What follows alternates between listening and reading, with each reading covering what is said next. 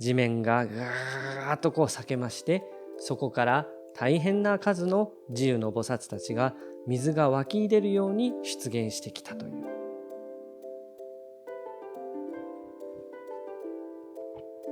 はい、皆様こんにちは。法華経の話第69回です。今回から十字十本第15についてお話をしていきます。前回までで法華経前半14本の釈問の説明が終わりました。今回から後半14本の本文の説明に入っていきます。少しややこしい部分もありますので、まずここでは花壇を持って簡単に今後の流れを説明させていただきます。まず、釈問の流通文で、釈尊は自分の滅後に法華経を具随してくれるものを募られていきました。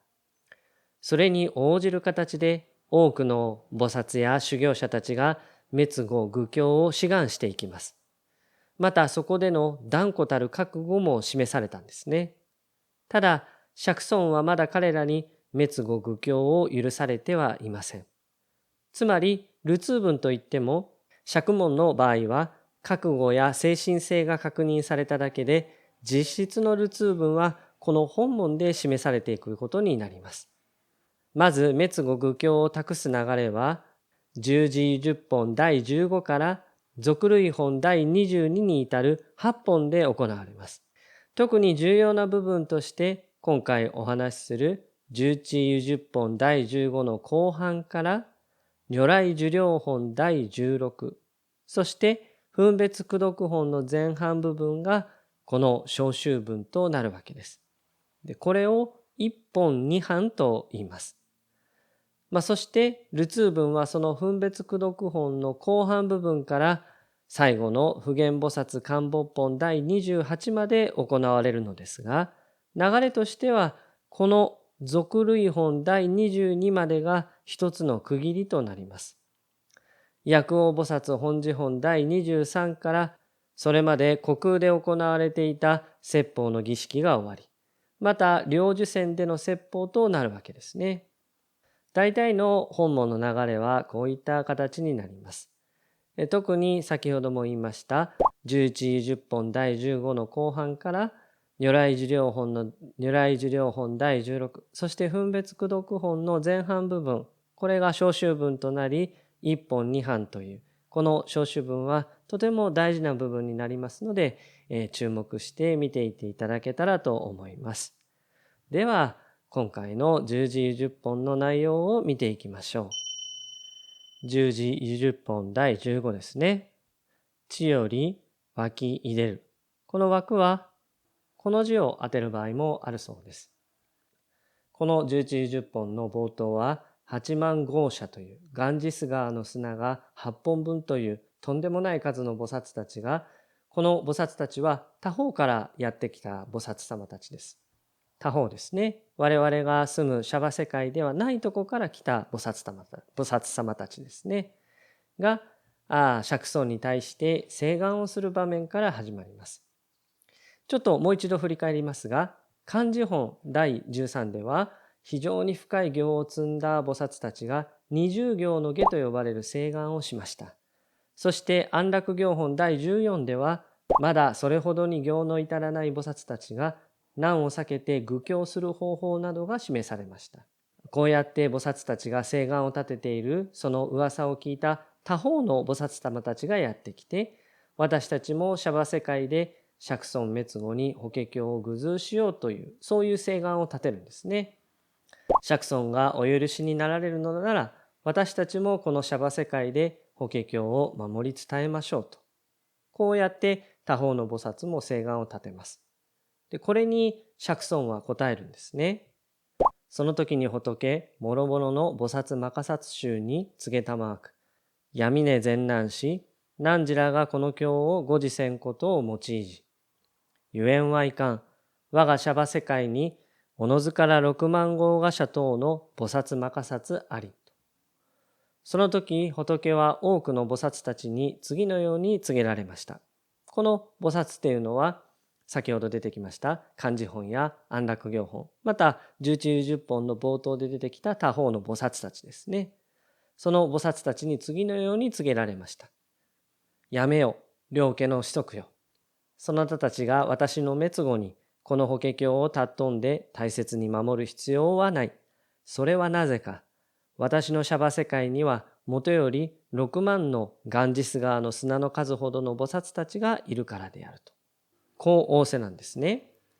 つまりこの十字十本の冒頭までに出てきた菩薩たちには釈尊滅後の法華経具図を許さないんですね。なんということでしょうか。これまで必死の思いで愚教の決意と覚悟を示してきた菩薩たちを釈尊は闇ねと言って制止してしまうのです。そして実はこのシャバ世界において滅後愚教を果たす菩薩たちがいることを釈尊は示されます。その菩薩様たちこそが自由の菩薩です。で、ここからこの自由の菩薩が登場していくんですが、その前に、では釈尊はなぜここまでさまざまな菩薩たちにわざわざ法華経具図を誓わせたりしたのでしょうか。これはまた後に出てくる章の中でもその理由を考えていくことができますが、一つの理由としてはやはり周りの人たちに法華経を具図する、法華経を行ずるということがどういうものであるかということを示していくためであるわけですね。私たちは法華経を広めるといってもただ教えを説いていけばいいと思っているわけですが、そう簡単なことではないということを菩薩様たちは、ここまで登場してくださった菩薩様たちはわざわざ自分の声や行動をもって示してくださっているというのが一つの理由なわけです。なんでそんなめんどくさいことをするのかということですが、それが大乗の仏教らしいところではないかなと思います。自分だけ理解していればいい、自分だけ成仏すればいいというところに成仏がないと考えるんですね。ですから菩薩様たちはわざわざめんどくさいようでも私たちに法華経具図のあり方を示してくれるという、そういうことになるわけです。さて、6万のガンジス川の砂の数ほどの菩薩たちがいる、それこそが自由の菩薩です。仏がこれを説きたもうとき、シャバ世界の3000大千の国土の地が皆陳列して、その中より無料千万の句の菩薩摩訶薩あって、同時に輸術せりと。仏がこのように説かれたとき、シャバ世界の3000大千の国土の大地が一斉に振動して裂け、その中から無数の菩薩たちが同時に湧いて出現しましたと。地面がガーッと裂けまして、そこから大変な数の自由の菩薩たちが水が湧き出るように出現してきたという、そういうものすごい光景ですね。その自由の菩薩たちにはそれぞれ従者もいるということですから、その数はとても数えきれるようなものではありません。これは以前もお話ししたと思いますが、豪華者というのはガンジス川の砂の数ということで、そもそも数えきれないほど多くという意味になります。その大変な数の菩薩たちが地から湧き出るように出てきてくださったんですね。前回多宝塔の時にはその多宝塔の出現をちょっとやってみたということがありましたが、今回はさすがにできそうにもありません。それぐらい大変な数の菩薩たちが出現したということになります。彼らの姿はまるで体が金色のように輝き、シャバ世界の下の虚空の中から釈尊の声に導かれ、今ここに出現したというんです。大地の下の虚空というと不思議な感じがあります。なんか地球空洞説っていうような説があるそうでございますが、虚空というのは天空と大地の間にあるわけでございますから、これは中道実相を表している、例えているともされます。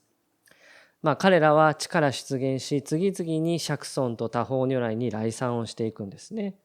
その自由の菩薩たちには4名の代表者がいます。この菩薩衆の中に4同士あり、1を上行と名付け、2を無変行と名付け、3を上行と名付け、4を安流行と名付く。この四菩薩はその四中の中において最もこれ上首正道の師なりと。その菩薩たちの中には特に優れた4人の同士がいた。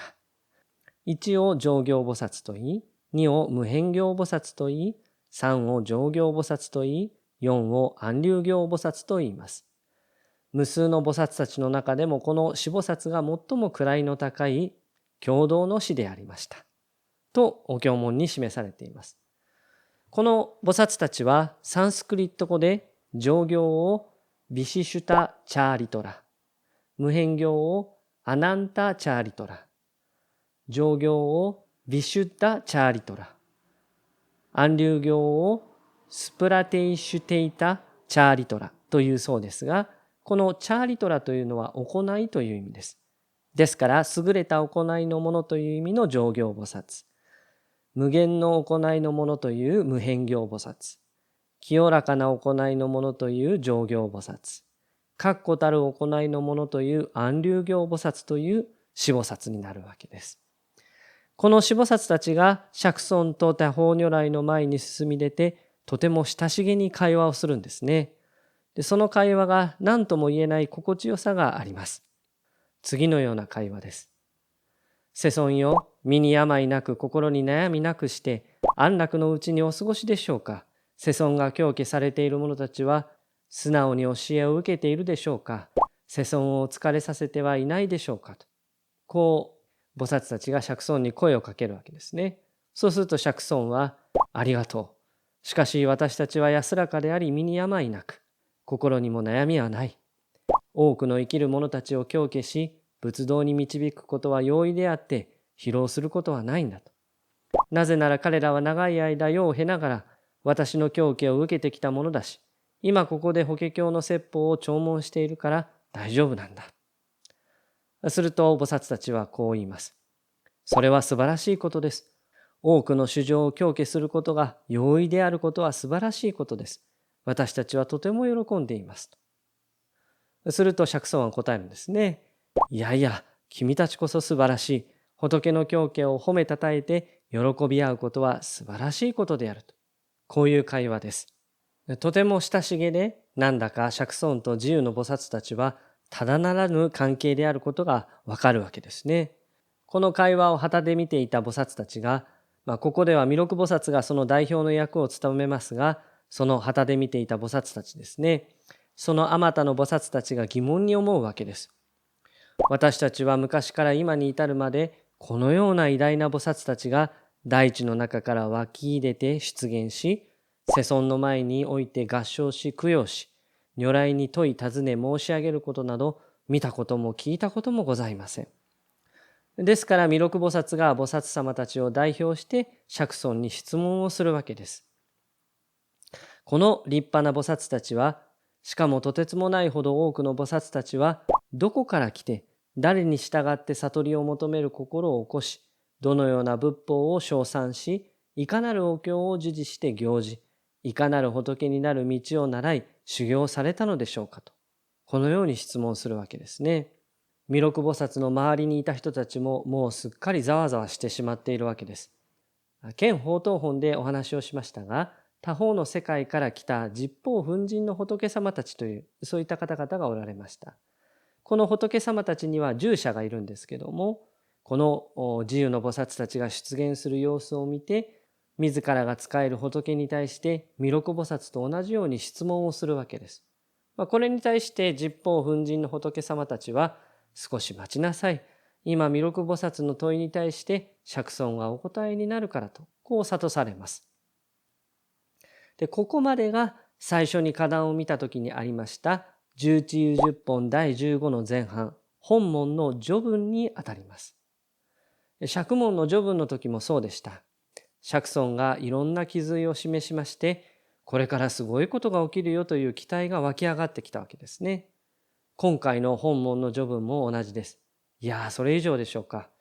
自由の菩薩たちが地から登場し、それに対して弥勒菩薩が質問します。さて、どのような答えが釈尊から返ってくるでしょうか。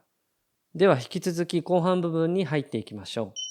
う。で、ここからが本門の召集部分、特に一本二半と呼ばれる部分に入っていきます。弥勒菩薩からの質問を受けた釈尊は次のように仰せになります。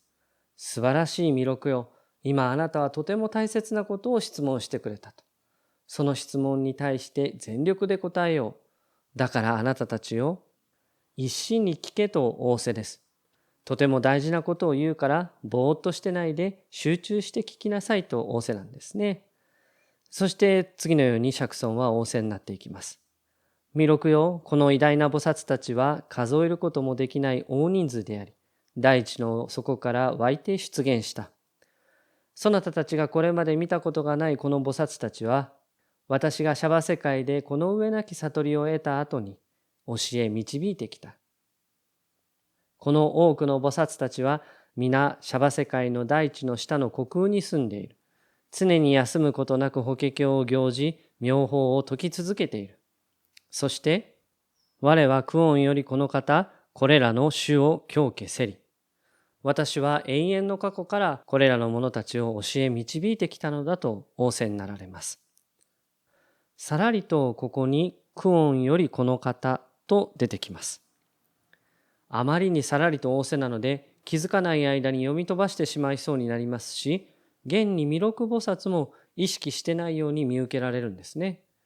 で、そのことが弥勒菩薩のさらなる疑問を導き出し、次の章である如来寿量本につながっていきます。で、このさらりと久遠ということに触れていることを略戒言検論と言いまして、簡単に戒言検論を示しているということになります。で、この戒言検論は近くを開いて遠くを表すとこう読むわけですが、詳しいことはもう少し読み進めた上でお話をしようと思います。さて、釈尊は自由の菩薩たちは仏の子であり、我が弟子であると仰せです。ちらりと久遠から導いてきたとはおっしゃったんですが、自由の菩薩というのはとてつもない数がいるわけですね。で、弥勒菩薩からすると、ちょっとそのようなことは信じることができないわけです。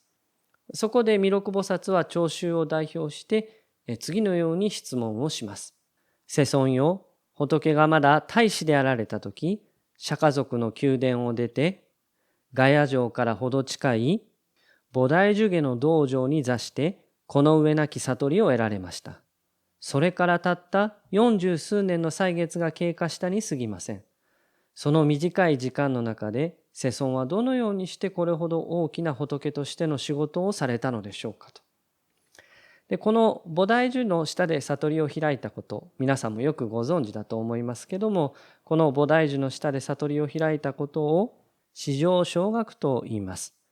少し難しい用語がたくさん出てきておりますが、ここはちょっと大事なところですので、覚えておいていただけたらなと思います。弥勒菩薩の疑問は最もですね、これほどの数の菩薩を40数年余りでどのようにして教化したのであろうかと。さらに疑問は続きます。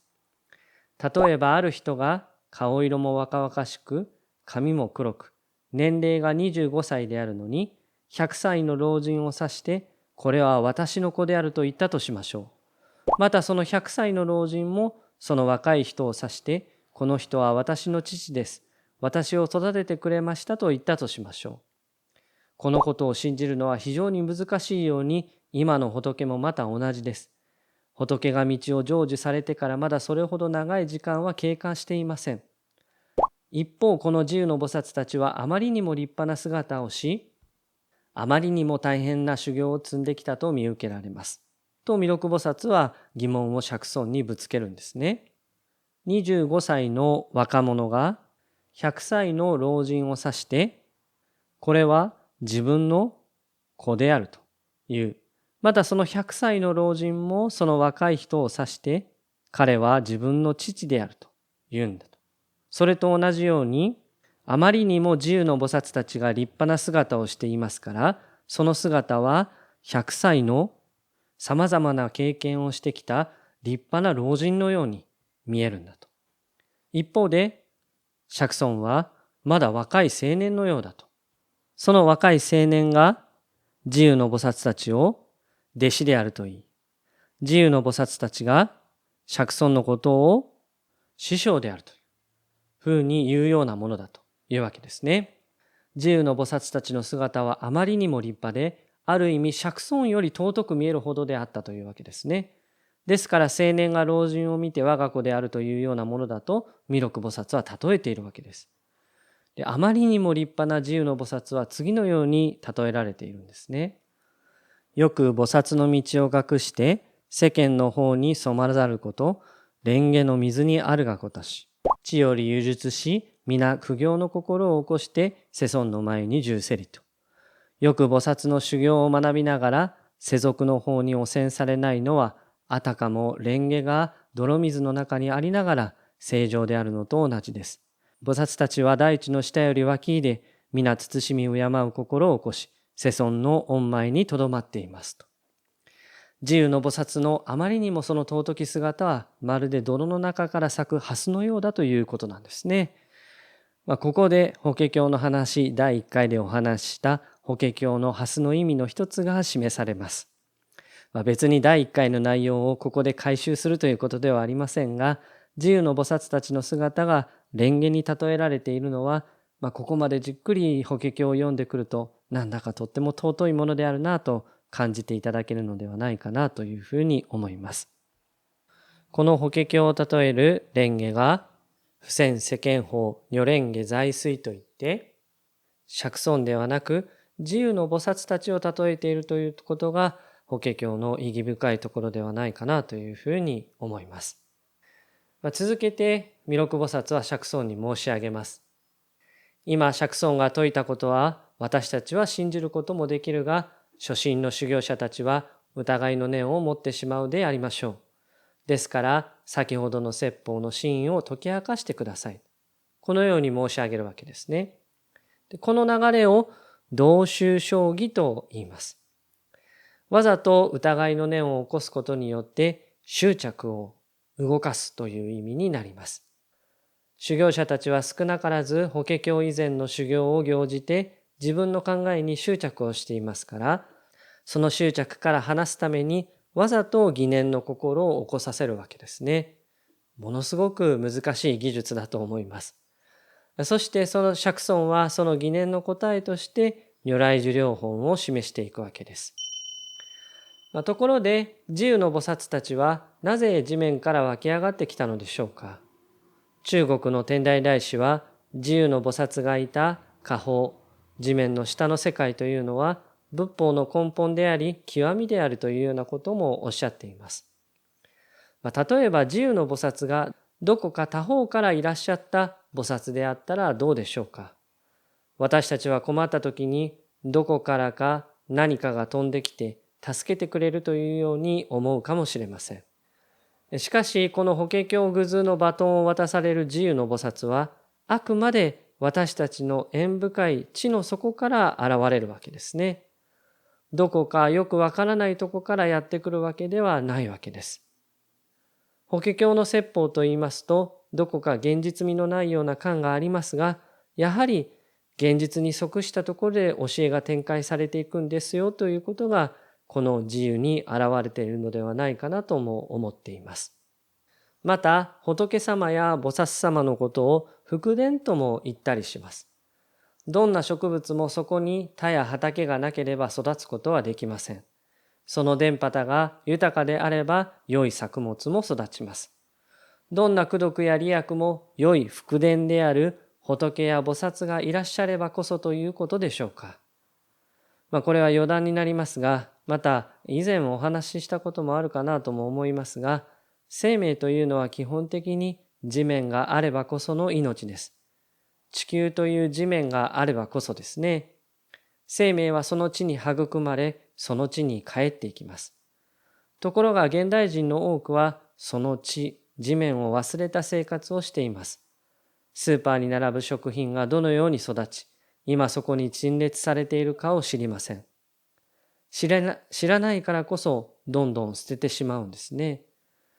実際に地に触れば、地面に触れれば、生き物がどうやって育まれていくのかがよくわかるのではないかなと思います。